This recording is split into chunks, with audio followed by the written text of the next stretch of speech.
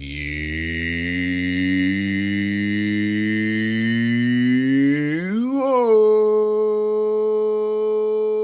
Orns. Greetings, fellow Watford fans. Omar here, and it's time for another edition of the You Orns 10-minute take on Watford 1, Coventry City 1. Yes, Vicarage Road was the place to be today as Watford and Coventry tangled in a game that was going to be always a difficult one for Watford. Coventry, in their previous 10 visits to the Vic, had lost just once. And so that was what Watford were up against. With a record of a 100% start to the season at the Vic, they looked to continue that against this Coventry side, and that was in severe jeopardy just 4 minutes into this contest. As for the third consecutive championship match, Watford had yielded the early goal inside the first 4 minutes. Derby County and Sheffield United, both of which were conceded in the first 2 minutes, were bettered, well, not quite bettered by the goal conceded today against Coventry, as Coventry scored with 4 minutes barely on the clock. And this was the worst of the three opening goals that happened these last three games, because there was nobody marking Sims, the striker for Coventry, who headed into an empty net untouched, wasn't tracked, wasn't followed. Easy as you like, schoolboy defending, 1-0 Coventry. And so it was an uphill battle from there for the Hornets, as they had a really difficult time in that first half. Coventry dominated and should have been at least 3-0 up at halftime in the game. They played well in the first half under head coach Mark Robbins, who's done a good job at Coventry. Remember, he got Coventry to the playoff final, took them to penalties, if memory serves me, just 2 seasons ago before going out. But the bottom line is that Coventry are a decent side, and they gave Watford a lot of trouble today at the Vic. It's the first time that Watford seemed really tentative, especially in the first half of the game. Very hesitant, very tentative in the game. Didn't move the ball quickly enough. The passing just was not there for the Hornets in the first half.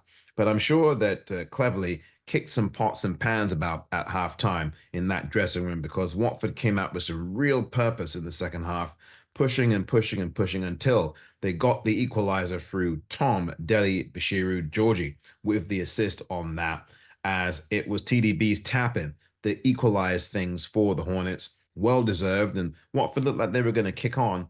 But there was an injury to the assist man, Georgie, who had a great international break.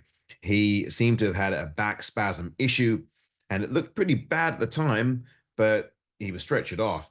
But fortunately, from Tom Cleverly, who gave a statement afterwards, it was back spasms, and it was a bit scary, he said, but it seems as if he's going to be okay, Georgie. I don't know if that means he's going to play the next game against Norwich, but certainly, Georgie, great news to know that it was a back spasm and that he is sitting up and okay. That's what we were told by the head coach, Tom Cleverly, after this contest. And so that is great news for the Hornets. Watford tinkered and tailored and tried to get things done, and their goal came after a triple substitution. Larucci, who I thought was very good today, was subbed off alongside Bio as well as one of the other Watford players. And then they brought three players on, and within 2 minutes or so of that substitution came that Watford equalizer.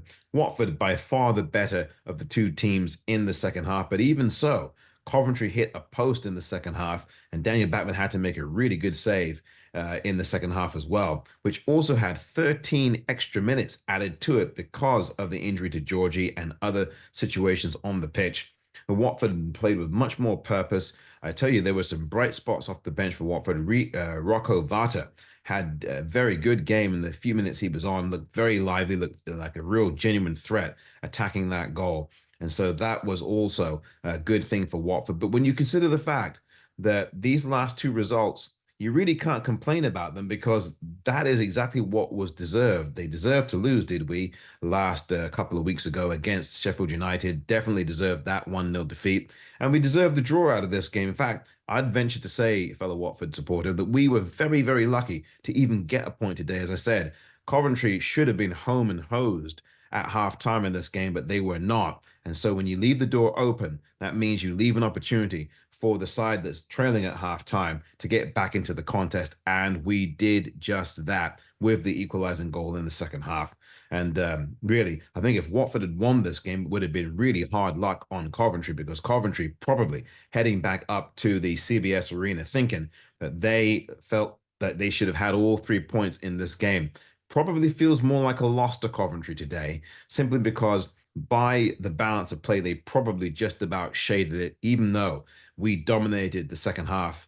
Very, very close indeed. Coventry, a tricky side to play.